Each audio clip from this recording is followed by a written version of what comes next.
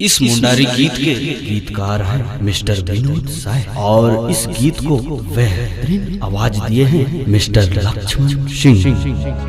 हम तो जोड़ी बीए पास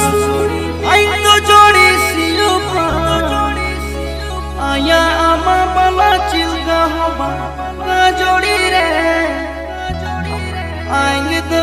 देहाती कोड़ा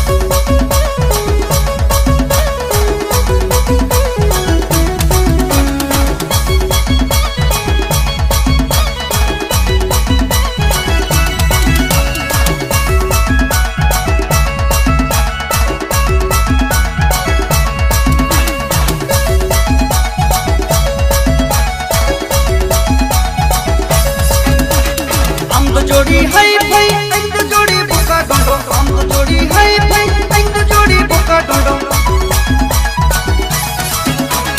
हम तो जोड़ी हाय भाई अंग जोड़ी बुका डोडो हम तो जोड़ी हाय भाई अंग जोड़ी बुका डोडो आया अम्मा बाला चिंगा होगा ते जोड़ी रे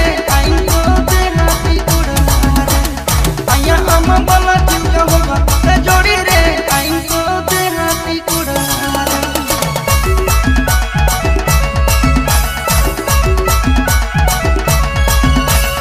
आया अम्मा बाला चिंगा होगा ते जोड़ी रे आइंगो तेरा पिकुड़ा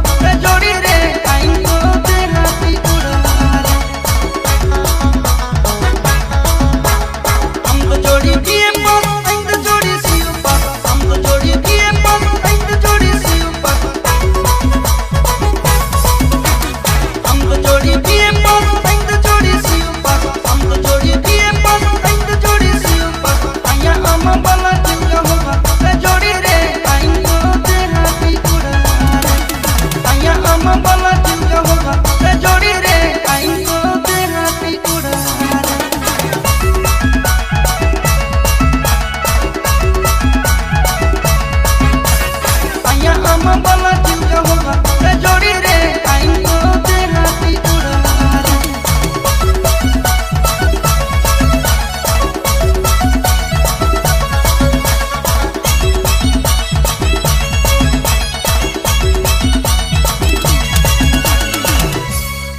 recording studio Laxman Singh studio Kolebira, music Vishal Mahli, mix by mister Vinod Sai.